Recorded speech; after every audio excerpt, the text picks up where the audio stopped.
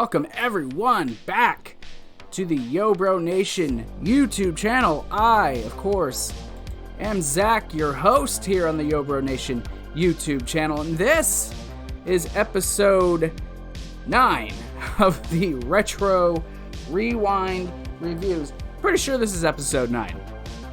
Double checking here. Yep, episode 9. And of course, I am Zach, again, the host. And today, because it is spooky season, we're about a week away from Halloween. This is Halloween Havoc 1998.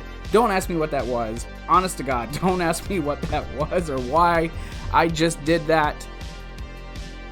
You know, I'm just a weird individual. I guess that's the best way to put it. But, oh my. Here we are. It's Halloween season, everybody. It's Halloween season. And, you know, I think about my childhood. I think about when I first started watching wrestling. And this was one of those pay-per-views that really got me into wrestling, even though I'd been watching it for a little while, like pretty much the entire run of Goldberg's title run, about 3 months at this point. But I remember watching it on tape, and the ending was spoiled because they went way over time. Didn't let the cable providers know that, hey, we're going to run over the allotted time you gave us, just a heads up. They didn't do that, so it ended up being short, because I remember my buddy Jeff would always bring the VHSs the day after the pay-per-views, so I would watch them, a day or two or so. But I'd always watch them after that, and this was one that, oh my God, I was so super hyped. DDP and Goldberg. Even back then, I didn't understand it at that point, but I was even excited about Hogan versus The Warrior, which I found out at that point it was a rematch, so I obviously went, to my local video store and rewatched the whole thing. Watched that match, but it was a good pay-per-view. Like, even before I get into this actual review, it was really good pay-per-view. Of course, like I said, headlined by DDP and Goldberg, Sting versus Bret Hart, Hogan versus Warrior, Nash versus Hall. It was like your 4 big main events of the show. Like I said, this show went way, way over on its overtime. Ended up having to show the main event for free on Nitro the next time, which was good, being 14-year-old me watching this pay-per-view. It did a 310,000 pay-per-view buy rate, which at that time was pretty good for the WCW brand. But Halloween Havoc 1998 took place on October 25th, 1998, and was in the MGM Grand in Las Vegas, Nevada. Oh my God. What can I say? Right out the gate, let me just say that the intro was cheesy. The intro to this was cheesy. Most of it was spent on Hogan versus Warrior because, they wanted that to be the biggest, the greatest, the rematch everyone's been waiting for, and all these other different fucking taglines that they threw in at this thing. It was... we'll get to it. So the intro, for the show happens, the pyro for the set's going off, and my God, to this day, this set is still probably the greatest set on any wrestling pay-per-view, not a WrestleMania, that I have ever seen. It with the big pumpkin and the goblin behind it, and then the gravestones, and it was, to this day, it's like the bar. Now, you can probably say, yeah, there's some WrestleMania sets that are 10 times better than what this was, but this is definitely the best. The best of all of the entranceways I've seen. Best set, period. My God, my hat's being a douche. So you had Tony Schiavone, Bobby the Brain Heenan, and Mike Tenay on commentary. Of course, Mean Gene Okerlund doing his duties in the IOA, doing some interviews. Not a lot of Mean Gene on this show, actually. Of course, they talk up the card. He puts on a little mask after going on about Hogan savagely beating his nephew, Horse Hogan, and then puts on a goofy mask, and you start getting a bunch of weasel chants. And then making their pay-per-view debut, the Nitro Girls. I remember as a child watching the Nitro Girls, just absolutely loving them. Ridiculous how much I was into the Nitro Girls. But I was a teenager full of piss and vinegar, I guess. I had my blood pumping, if you want to put it that way. But we start off with Mean Gene do an interview with Rick Steiner, who's set to face his brother later in the show. He says that tonight... Here, let me get to my notes here. He says that tonight is not brother versus brother, but he is just another opponent. And that tonight, the hound is in the pound, and he's gonna get down. I just swear to God. Then Buff Bagwell comes out, and he says, he's had a change of heart. He knows how the NWO works. And he says all these people, and himself included, are sick of Scott Steiner. And he says, I know you're sick of Scott Steiner. And he wants to be in Rick's corner. Of course, Rick says he doesn't know if he can trust him. And he says, talking about his eyes, and how when he swung that chair, you could see it in his eyes. So Rick says, you got my back, you'll be in my corner, be my partner. Let's do this. And so that's the opening interview. WCW promos. I realize now that the Steiners have very weird stuff when they talk. So a match that was added to the card. Chris Jericho defending the World Television Championship against Raven. Raven, of course, he's coming off of losing the Flock back at Fall Brawl War Games. And Jericho just had his micro feud with Goldberg. And I literally mean micro feud, as in I think Goldberg came out and speared him, and that was pretty much it. But this was a fantastic opening contest. Raven comes out. He cuts a promo after Jericho comes to the ring. Says, talk about being on a bit of a losing streak. Says, I have only 6 words. What about me? What about Raven? He says he went to sleep at 11 o'clock this afternoon, woke up, showed up to the arena being told that he was going to have a wrestling match with no prior knowledge, no time to prepare. He says, you know what? I don't want to wrestle. And he leaves the ring. Chris Jericho gets on the microphone and basically antagonizes him.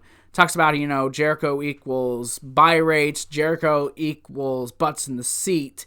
Jericho equals rock and roll. Because I think this is actually around the time he first started Fozzy, if I'm correct. But he says, so, Raven, if you want to walk away... he teases Raven about wrestling the great Raven. Like, he antagonizes him, calls him a loser. Raven runs back to the ring, gets stomped by Jericho. The match has a very fast pace to start the match. Jericho, though, gets clotheslined over the top rope. Jericho gets a front suplex onto the steps, then is drop kicked by Raven into the other steps.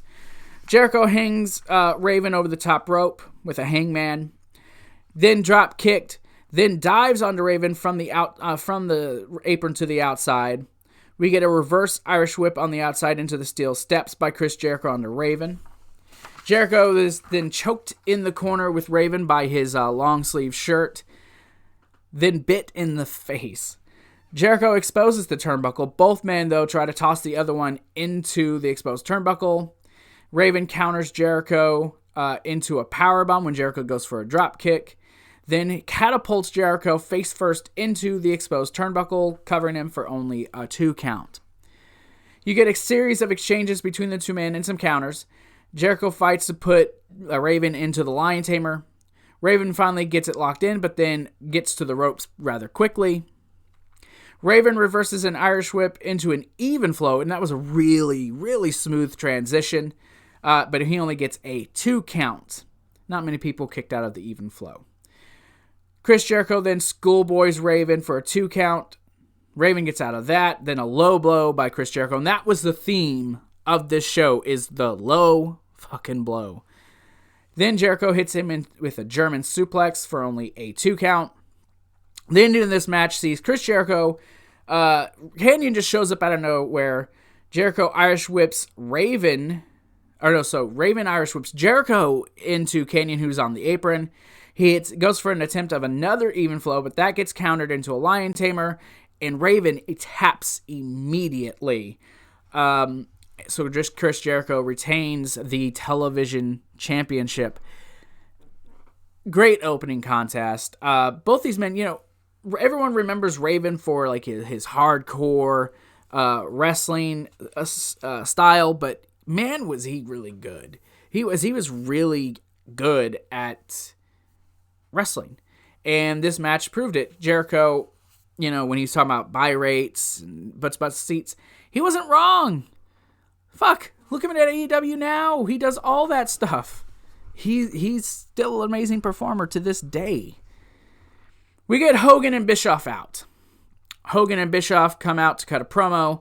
Bischoff talks about how, he's asked all the time, what do you admire about Hogan? He says that he admires Hogan's family values because he beat up Horse Hogan on Monday. So, Hogan goes on to cut a Hogan promo about everyone loves Hollywood, brother. And he talks about how he sacrificed his nephew because he wasn't ready to be one of the NWOites. He wasn't ready, brother. And then he goes on about what he did to show what it takes to be an NWOite. And then he talks about what he's going to do to the Warrior brother. It was your typical NWO Hogan Bischoff thing. Just more of Hogan putting himself over. So we go to another match that was added to the card. Ming versus Wrath, or Brian Clark as he was known once he got to Chronic. Okay, first off, apparently these two were feuding. Okay, but I thought Wrath's theme was a dubbed theme. No, that was his actual theme on this pay-per-view. Not a very good one. Honestly, it wasn't a very good one at all. This was a hoss fight. I mean, that's the best way to describe this match. It was just a big old hoss fight between these two big guys. So, Ming knocks Wrath out of the ring before he even gets in it. So they start the fight on the outside. They brawl a little bit. You get Wrath with a really nice looking rolling senton off the apron onto Ming. Ming, though, no-sells a bunch of offense. Gets a big Wrath with a big clothesline off of the middle turnbuckle. When Wrath goes for a meltdown, but Ming counters that with a bunch of kicks. The pace starts to get really slow. Like I said, it's just a big old hoss fight. It was a very slow pace. Some big shots back and forth. A belly to back by Ming for only a 2 count. Wrath attempts a sunset flip. Ming, though, hangs on, goes for the tongue and death grip, misses. Wrath then catches Ming into a vice grip, slamming him, only getting a 2 count. At the end of this match, Wrath gets Ming into the meltdown, I can't talk today, which is basically a pump handle slam for the 3 count, and Wrath wins the match. It was just a throwaway match. I mean, if you really want me to be honest with you, it was just a throwaway bout. There was really nothing else to it. But it wasn't actually that bad. For as quick as it was, like, it was maybe a 6-7 minute match. It was quick, but it was a good match. So, in the WCW.com internet, whatever the fuck they called it, the internet location, Lee Marshall is interviewing the new Cruiserweight champion, Billy Kidman, who just obviously was released from the flock. Which leads us to the next bout, which is the Disco Inferno versus Juventud Guerrera. In a number 1 contenders match, the winner of this match to go on and face Billy Kidman later in the evening. I don't know if anyone else noticed, but Juventud never ages. Have you seen pictures of this man? He looks like he did in 98, and this is 22 years ago. Oh, wow. That makes me feel old. Literally 22 years ago this weekend. If that's not crazy, I don't know what is. But Disco Inferno, though, he starts off aggressive, getting Guerrera into the corner, starts to stomp him. Juventud, though, is quick. A little too quick for Disco. Gets a series of offense. Hits a beautiful standing drop kick. Like he gets him up and then drops him face first. Kind of like a famouser, but with the arm hooked. Where'd I go here? Oh. Disco, though, is sent to the outside. Juvi hits him with a Hurricanrana off the top rope. Then an inverted atomic drop, followed by a clothesline by Disco Inferno, who then goes for an elbow off of the middle turnbuckle for only a 2 count. The pace is slowed down. Disco applies a sleeper hold, which Juvi gets out, rolls up Disco for a 2 count. The pace starts to quicken. Lots of offense by Juvi. A diving cross body to the outside by Juvi. Then he does a snap. Basically, he does a hurricanrana, like a snap real quick. Or you could call it head scissors takeover if you want to. They're all the same, but kind of different. He attempts the Juvi driver, which is then countered. A spinning neckbreaker then by Disco, who is back on the advantage. Disco, though, picks up Juvi by his hair. A sunset flip attempt by Juvi, but a punch by Disco to stop him. An elbow into Juvi's groin after a big swing by Disco. He's all dizzy and he just kind of falls. And Then a nice suplex by Disco, who then he keeps throughout the match. That's the story of this match. He just keeps dancing and dancing and dancing. Disco up top, dancing. Juvi crotches him on the top turnbuckle. Hits a hurricanrana, then a splash off the top. Match goes off when you get some little back and forth. Disco hits a jumping spike pile driver for the 3 count, allowing Disco to go on later to face Billy Kidman for the Cruiserweight Championship. This was a decent Cruiserweight match. It was actually it was one of the better matches of the night. Disco, at this time trying to wrestle the Cruiserweights and all this other stuff, but it was good. Juvi's had better matches, but it was all right. So we now know we will get Kidman versus Disco later on for the Cruiserweight Championship. Like I said, the Steiners and their promos. Scott Steiner comes out to cut a promo. He says he's in the town that never sleeps. Been going for 3 days and 30 nights. There's some more of that Steiner math, everybody. He says with a freak on his left and a freak on his right, and one in a box. That's no joke. That was his exact words. Big Papa Pump is in town, and he's ready to pound. He calls Rick and Buff a couple of losers, says how he's always beaten up, Rick his whole life, and Buff's just a loser. He says, how about you two tag up? Says, the largest man with the largest arms in the world will charge with the largest athlete in the world. And they're in the nWo, so they do what they want. So they'll even defend the tag team championships. Now, mind you, Scott Hall is actually one half of the champs, but the nWo, they just, like they say, they just do what they want. Giant says there's a barking dog with no bite, a pretty boy with no guts. So they'll take him, no problem. J.J. Dillon comes out and says, I want to make sure I heard you right. You're willing to defend those titles. And Scott's like, hey, whatever. We can beat them. There's no way they're going to beat us. He's like, all right, well, just in case they do, can you agree to facing your brother Rick for 15 minutes if you somehow lose? He's like, no way we lose. Sure, I'll do it. Mind you, 15 minutes. I don't know. Maybe they meant a 15-minute time limit. They do some more trash talk, and that's basically how that segment ends. So we go to another match. Okay, yes, they set up a tag team match. And then oh my god, WCW was so well known for just setting up random matches on pay-per-views. Anything can happen on a WCW pay-per-view extravaganza. Whatever. Okay. Fit Finlay versus Das Wonder Kid, Alex Wright. This match was, how do I even describe this? This was just a random match.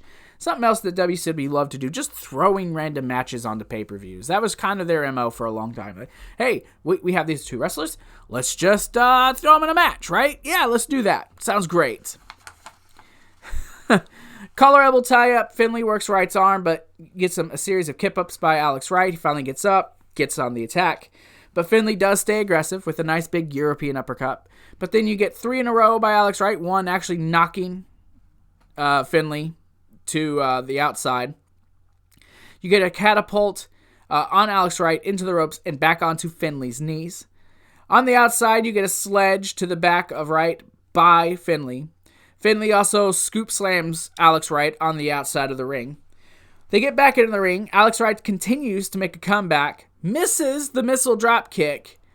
Finley, though, runs for him, shoulder first into the post. A reverse net breaker, 1, 2, 3. Alex Wright wins the match. I'm not going to lie, I didn't take no notes on this because I felt like it was kind of a waste of a match. Not saying that Finley's clearly a really great wrestler, but just the oddball pairing of this match. It was just an oddball pairing, man. I guess it is what it is, right? It was an okay match. It was okay. It was short and sweet. It's fine. Lee Marshall interviews Ernest the Cat Miller at the internet location. Ernest Miller just talking shit about being the greatest. And Lee Marshall trying to explain there's already someone called the greatest. And he played no part. He was just there, I guess, just to be there. Then we get another, what I would call a throwaway match. This match will probably lasted less time than it will take me to describe this match. It's Lodi of the former Flock versus Perry Saturn. Of course, this is a revenge match because of the fact that Saturn caused the Flock to be disbanded at Fall Brawl. Saturn comes out to the ring wearing a beret to represent his time when he was an Army Ranger. Much respect to Perry Saturn. If you guys can find that man on social media, go support him. He needs some support. We'll put it that way. Lodi, of course, taking his time, getting ready for the match, trying to irritate Saturn. But once Saturn gets away with him, right away he starts to work the arm. Lodi gets to the ropes and then scurries down the aisle to get his signs because they are important. And that was the theme of the match too. It's just Lodi running out to the ring, worried about his signs. Saturn with a series of offense, a knee buster, a low sweeping kick, and Lodi and his signs yet again. Suplex from the outside with some more kicks. Lodi, though, does get a few shots in when Saturn's finally frustrated. He's chasing him to the outside. Lodi gets a few, shots to the back of him. But then Saturn went to Suplex City with a series of Germans belly to bellies and a couple Northern Lights. Hits him with the Death Valley driver for the 1, 2, 3, and Saturn wins the match. It was legit that quick. It was just that freaking quick, this match. It was alright. We get Tony Schiavone, Heenan, and Mike Tenay talking about, what's still to come in the night. And then we get some more Nitro Girls, because, they're not bad to look at, right? More Nitro Girls. Time for the Cruiserweight Championship as Billy Kidman defends his championship against the Disco Inferno.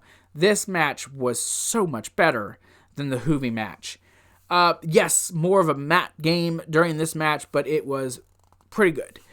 Now all this really starts with Kidman, who's coming out of the Flock, ends up being the breakout star of former Flock members.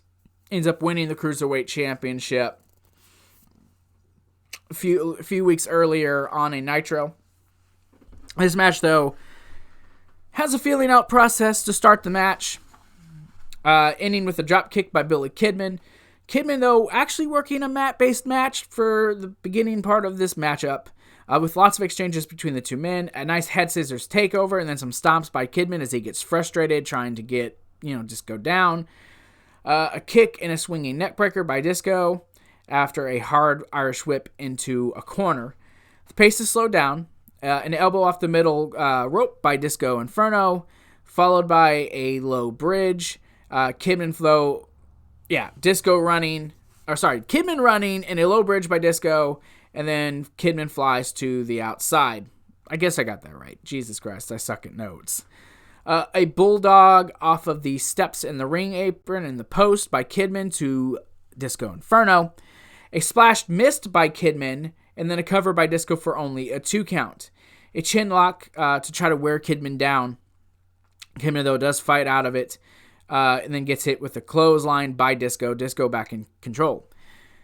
Dropping Kidman on the ropes does Disco. Disco then dances and stomps him in the corner.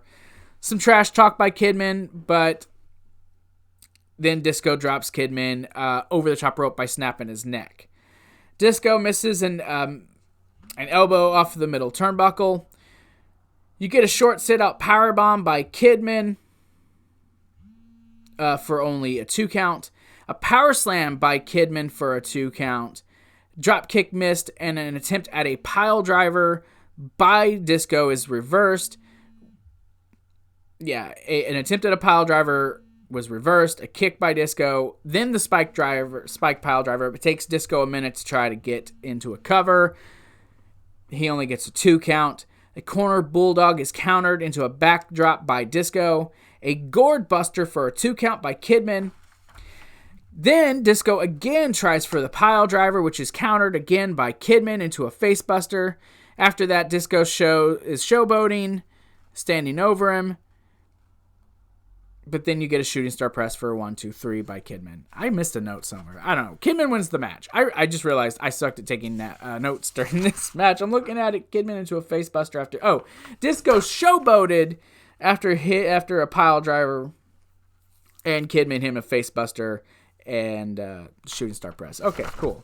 So yeah, Kidman wins the match, retaining the Cruiserweight Championship. Kidman would still go on to hold that title till like December or something.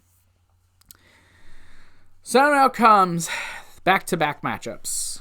Back-to-back. Okay, so we get the Giant and Scott Steiner. Giant, of course, being one half of the tag team champions, to take on Rick Steiner and Buff Bagwell. Now, before I get into both these matches, I'm lumping these into one big match, okay? One big, long review of both these matches, and then I'll give you my thoughts afterwards. This was a fucking clusterfuck. This whole thing was a mess. From the start to the finish. Oh my god, this is one of those things that this show, it was up to this point, honestly not a bad show, really could have done without.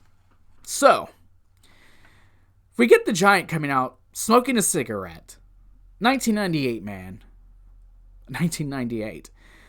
Rick and Scott, who have been feuding since Super Bowl, of course. Rick Steiner was screwed over by his brother when the Outsiders won the tag team titles back at Super Brawl, thanks to Scott turning on his brother and joining the nWo and becoming Big Papa Pump. Now, as a result of this match, Buff Bagwell would not be one half of the tag team champions. That would end up being Kenny Chaos. There you go. Spoiler alert. Oh yeah, and Chucky was somehow part of this feud. Yes, Chucky from Bride of Chucky. It was a movie being released at that time. Damn, I'm so old. Rick and Buff coming out to the ring, do the Steiner repose with, Buff on the bottom, and this time Rick over the top of him. Giant immediately overpowers Rick right out of the gate. You get an atomic drop by Scott, but Scott Steiner says, not ready yet, one more. Back body drop by the Giant. Scott, though, is all over Rick once he gets in the ring, tosses him to the outside. Giant goes after him, Buff shoves him. Scott continues to work over Rick the ring and some more. Rick hits a atomic drop, some punches in the corner, an atomic drop by Scott out of the corner, but hits no sold, a clothesline by Rick. He goes for the cover, but Buff's like, no, tag me, I want him. So he gets tagged in. They go to double team him with the double clothesline. Scott ducks it, and then Buff immediately kicks Rick right in the groin. They celebrate, and Buff runs to the back. Okay, so it's like, all right, weird. Okay, I guess his part is done. Then this match goes to like the Giant standing on Rick, a big chop. They just keep taunting him, working him over. Rick tries fighting back, but you get another low blow by Scott. The Giant gets tagged in. He goes up top and goes for a drop kick, but Rick moves, so he drop kicks Scott on accident. You get a series of clotheslines into the corner by the Giant, or on the Giant.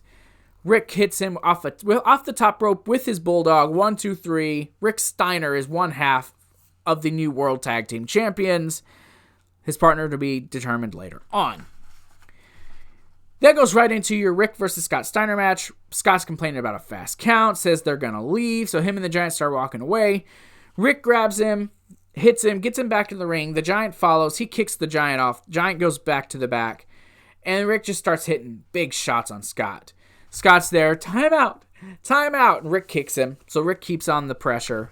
Rick rams Scott into the corner and gets a 2 count. A low blow, though, again by Scott Steiner. Scott with some big punches, chokes Rick on the top rope. An Irish whip, but Rick ducks a lariat into a power slam for a 2 count by Rick Steiner. Then a guy wearing a Bill Clinton mask comes out, gets a slapjack from Stevie Ray, comes in, hits Rick with the slapjack. The bell rings, so we're thinking disqualification. He takes off the mask. Oh, look! It's Buff Bagwell. Buff Bagwell's still out there. But why'd he run all the way to the back to change clothes and come back? I don't fucking know. But he starts attacking Rick Steiner. Drops him over the top rope. Hits, they're both beating him up. Buff's making a count. Grabbing the ref's hands. Making a count. So I don't know what the hell's going on at this point.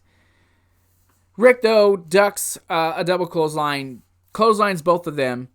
Drops Buff over the top rope. Run onto his recently surgically repaired neck. Buff just kind of lays there holding his neck, so he's out.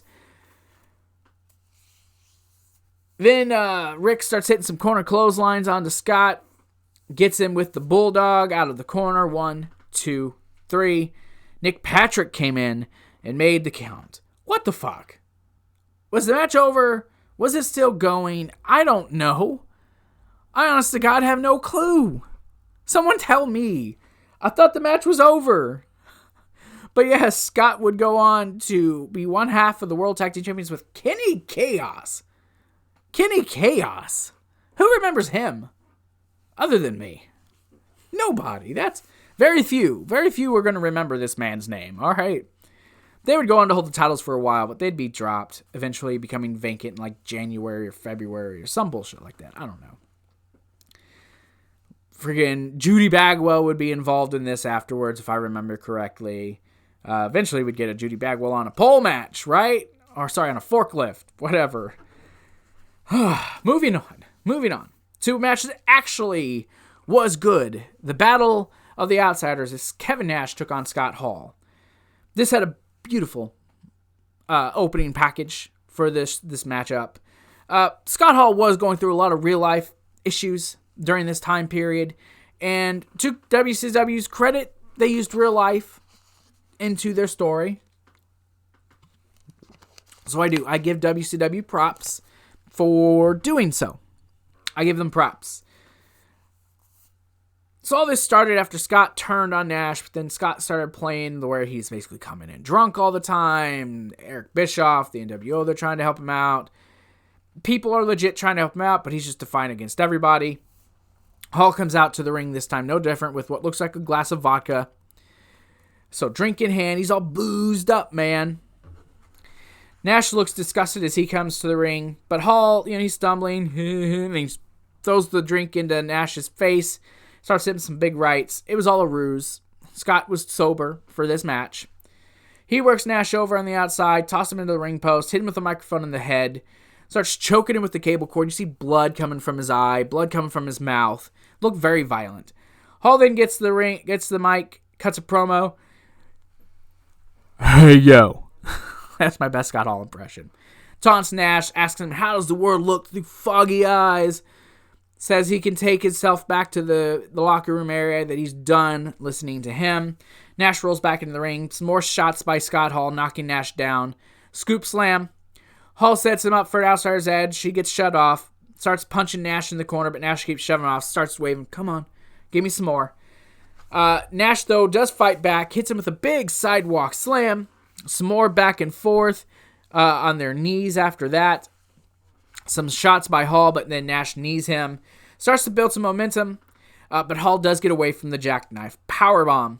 You get a stare down between the two, some jaw jacking. They go into a collar elbow tie-up. Nash overpowers Hall. Nash gets, starts to get control. Some nice big shots. Twice gets Hall into the ropes and starts, dropping on with all his weight. Leg drop over the ropes. Some knees in the corner by Nash, and then some elbows. Nash starts trash talking him. Oh, you want another? How about a double? Bam! Bam! Like, you can hear him so loud audibly, just talking shit. And every time he'd knee him in the gut, bam! Like fucking Emeril Lagasse, right? Nash kicks Hall off as Hall's trying to climb and just trying to grab hold and trying to get himself. Some more big shots by Nash. He asks him, have you had enough? Huh? Have you enough? Continues to have his way with Scott with a big boot. He pulls the straps down. Sets him up for the jackknife. Making fun of Scott being drunk. Hits him with the first of his two jackknife power bombs. Nash says, I I think I'll have a double. Picks him up, big, holds him up there, slams him as hard as he can for a second jackknife powerbomb. Walks over to Scott, stands over him, gives him the crotch shots. Just gets out of the ring and walks away. Ref counts to 10. Scott Hall wins by count out. I know a lot of people are like, well, fuck finish. You didn't get a real decisive winner. No. There was a point to this. This was a story. This was Nash taking out his aggression. This was Nash showing him, dude, I got your number. No matter what you do, I've got your number, bro. It was a good story. It was a very good story.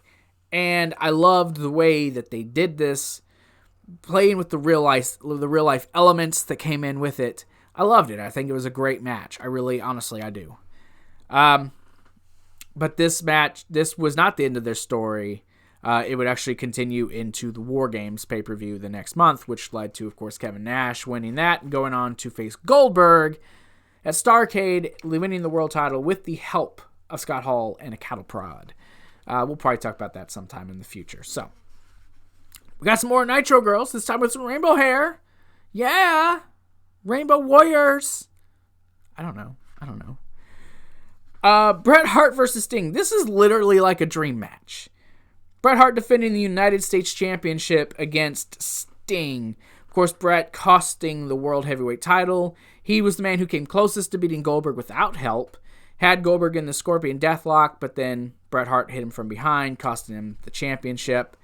I gotta be honest, I loved Bret Hart's theme when he was in WCW, man. I actually think I liked it better than his WWF theme. I just do. I know it's weird. Not many people feel the same. Sting, though, when he gets out, he's ready. He wants to use the bat on Bret. Bret stays on the outside smartly. Keeps avoiding Sting. Kind of has like a cat and mouse game going on. Bret finally does get in the ring. Bell rings, but Bret goes right out. Sting follows after him, getting a hold of him, tossing him into the rail.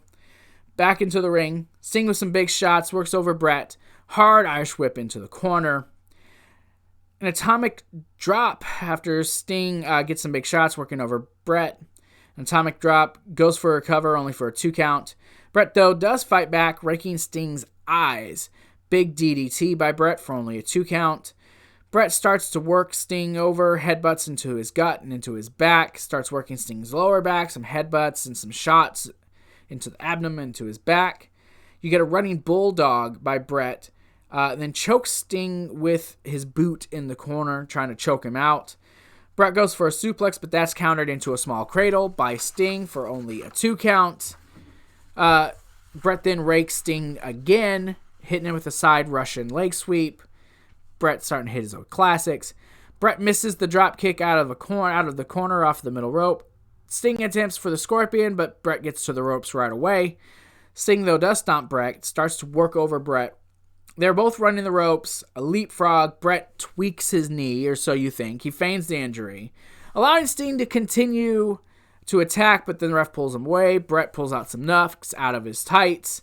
Goes to use them on Sting, but Sting clotheslines him. Picks them up. Goes to use them on Bret. The ref grabs him, allowing for Bret to hit what? What's the theme of today, everyone? Low blow! That's the theme of this pay-per-view. Bret then hits him low with the headbutt between the legs. A backbreaker by Bret. An elbow from the middle rope.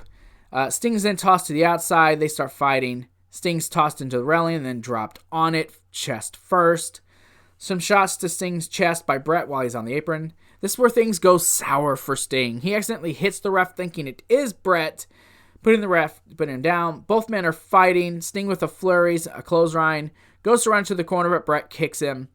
Bret wants to get in control. They're both fighting on the top rope. A superplex, though, by Sting. They kind of land on the ref's legs, so the ref is just down. All 3 men are down at this point. Bret, though, manages to climb into the corner. He's facing out of the ring. Sting comes in with the Stinger Splash. Overshoots, hitting his head onto the ring post.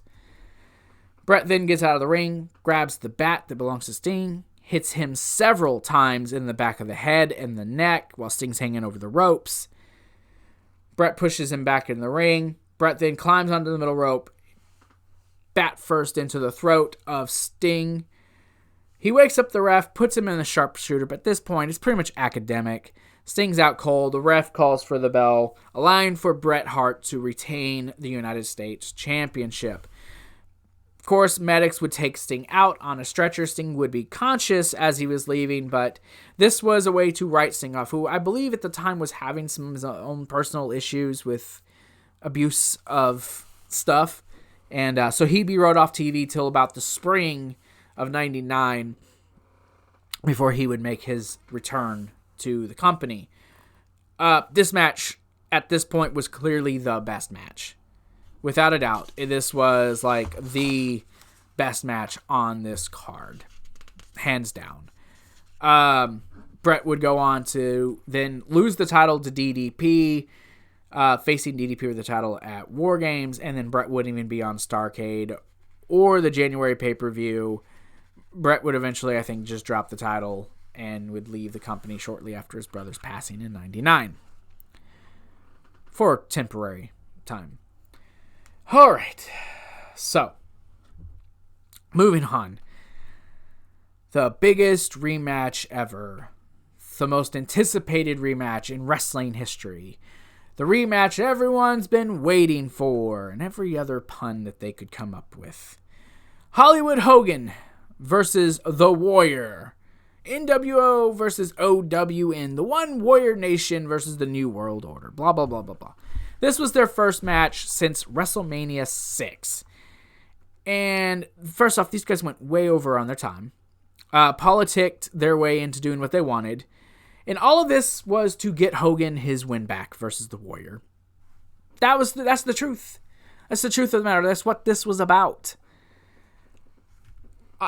Look, I took notes, but this match was a cluster, and it was two older guys. Hogan, who was still at the time still decent, but was definitely slowed down, and the Warrior, who was never good in the ring.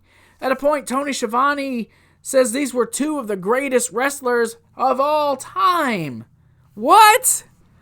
Okay, you could probably say Hogan, maybe, is one of the greatest entertainers, one of the greatest personalities.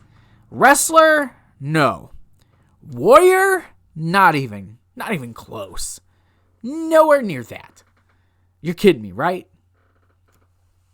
I got drinks all over the place, people. Gotta keep my energy up. This was a joke. This was a joke. That's what this was. Both men in the ring, taking their time to pose and stare. Some trash talk, but a punch to Hogan's face by Warrior. Warrior obviously is overpowering Hogan. Hogan, though, every time would roll to the outside, just keeping the pace slow. Collar elbow tie up. Hogan pushes Warrior into the corner, starts punching him and choking him. Applies a knuckle lock that Warrior tried to do before. So you spend like 4 minutes of the Warrior trying to get out of that. My God, this match was... Every time Warrior tried to get back up, Hogan would just kick him to keep him back down. Warrior finally gets back up. But then Hogan slams the Warrior. But then Warrior no-sells it, gets back up, slams Hogan, who says it like he was just murdered. You get a clothesline over the top rope onto Hogan by Warrior. They're on the outside fighting. Warrior gets his eyes raked, but no-sells it. Pushes Hogan into the freaking step, or into the post. Hogan then gets in the ring, bumps Nick Patrick, and then drops his knee on him on purpose. But still, no disqualification has happened. Hogan starts to call out the troops as he's holding the Warrior. Out comes the Giant, who goes to big boot him, but misses and hits Hogan because Warrior ducked. Out goes the Giant. He gets clotheslined over the top rope. Warrior starts fighting off the nWo. At this point, I'm thinking, okay, we're towards the end of this match, right? This is going to be the big finale. No, this match goes on for another 10 minutes. This is what caused this pay-per-view to go over. Was this match. They couldn't cut time or cut this match short. Like, these men didn't need to go 20 minutes. Holy shit. The ref, who's still down, a backdrop by Hogan. Like I said, match continues. Hogan uses his weight belt, then slams Warrior after choking him. Misses 2 elbow drops. Warrior's back up. A punch by Warrior. Hogan's down. He sold it like it's death. Then he uses the weight belt on Hogan. Hits Hogan with it several times. Hogan tries to light Warrior's face, kind of similar to the 93 King of the Ring with what happened to him. It got botched. That was supposed to be the ending, but so they had to think of something on the fly. Warrior goes up top, gets hit by Hogan. Hogan slams him, misses the leg drop. Warrior starts pumping up. Oh my God, this match was so bad. So you get a series of clotheslines by Warrior, who then goes for his big splash. Bischoff grabs the ref. By grab, I mean he's literally got him over the top rope, smothering him to death. Horse Hogan comes in the ring, hits Warrior with the chair. Hogan covers for the 3 count. Hulk Hogan gets his win back. And then Horse is in there. He says, "You passed the test, brother." And then they pour lighter fluid all over him, and J.J. Dillon and security had to come out and stop it. That was the match. This, if I remember hearing correctly, this was potentially going to be the main event. But cooler heads prevailed and said, no, the world title should be last. Don't know if that's true or not, but that's what I heard. And thank God that's not what they did. Jesus Christ. It was ridiculous. Honest to God, it's ridiculous. I fucking hate this match. What else can I say? I hated that match. As a kid, I ate it up because I was a stupid kid, right? But looking back at it now, knowing what I know, my God, it was horrible. It was a horrible match to me. It was on a card that, yes, had some matches that didn't make sense, but still were better than this wrestling-wise. There wasn't even a good story here. It was all about 2 guys with big fucking egos trying to out-ego each other. It was stupid. It's just so stupid. The champ, Goldberg, versus Diamond Dallas Page for the World Heavyweight Championship. This match had its time probably cut short. They were already running over on time. DDP got this title shot because he won the War Games match at Fall Brawl. Michael Buffer was, of course, the ring announcer. He had a very intense atmosphere. And by far, this is Goldberg's best WCW match. By far. He had an intense collar elbow tie-up. Goldberg throws DDP into the corner. DDP says, "Come on, let's go." Another collar elbow tie-up. Both men fall to the outside. Goldberg overpowers him, tossing him into the railing. Goldberg clearly is outpowering DDP in this match, but DDP is outsmarting him in the beginning of this match. You get a side headlock by DDP, but Goldberg shoves him off. You get some elbows by DDP into a not-so-great side Russian for only a 2 count. Front chancery by DDP, but Goldberg gets out of it with some knees to the gut of DDP, which is actually kind of smart because during this time, DDP was having rib issues during this whole time. It was always DDP in his ribs. Some big shots by Goldberg, and then a big toss, kind of like a side. It was a suplex, kind of like a hip toss into a suplex. It was pretty cool though. Goldberg into a wonky cross arm breaker after a nice sidewalk slam. DDP though does counter another sidewalk slam attempt into a head scissors. Goldberg goes for his spear, but then hits the post. DDP with a big clothesline off the top rope for only a 2 count. Some kicks by DDP. DDP, though, with a nice big DDT. Motions for a diamond cutter, but gets hit with the spear by Goldberg, who's already hurt. Goldberg sets up a jackhammer, but can't get it. Attempts it one more time. That gets reversed. DDP with a diamond cutter. DDP, though, unable to make the count at this point, does eventually crawl over, gets the 2 count. Like, oh my God, no one ever... Yeah, he had like 30, 40 seconds to rest, man. Come on, calm down. The end of the match sees DDP going for a suplex, but that's countered into a jackhammer. Goldberg holds him up for a few seconds, hitting the move. 1, 2, 3. Goldberg retains the World Heavyweight Championship. This was a good match with a good story. You see a nice show of respect after the match, showing these 2 men clashed, but had respect. DDP giving Goldberg one of his best matches, one of his best efforts, not just in WCW, but probably in his entire career. And that was because of DDP, man. The People's Champ. I loved this match. I really did. It was a great match, and it sucks that it wasn't showed on pay-per-view. I mean, they did half-price discounts for replays. Had to give some people money back. Like it was crap. And this is honestly, I think outside of the Starrcade 97, which disappointed a lot of people, this was like one of the biggest shows WCW had. I mean, it was a stacked card on paper. You know, Sting, Bret, DDP, Goldberg, Hogan, Warrior, Nash, Hall, Steiner versus Steiner, brother versus brother. Like, it was a stacked card on paper, at least. And outside of a couple things, this pay-per-view, at least for me, I don't think disappointed. The reception for this pay-per-view was pretty good outside of the ending. So, I don't know. I loved it. I thought it was an awesome pay-per-view, personally. What do you all think? Y'all let me know, okay? Y'all are the experts here. But, this was your Retro Rewind review for Halloween Havoc 98. So y'all tell me, I've been going long enough, y'all are probably tired of hearing me. Before I go, if you look up into the iCard up here, there's an iCard. You guys select what is the next Retro Rewind review that I will do sometime in November. You guys got 3 options up there. Y'all let me know. And vote, and I'll let y'all know who's the winner, well, when next month happens. So, y'all have a great day. I'm Zach.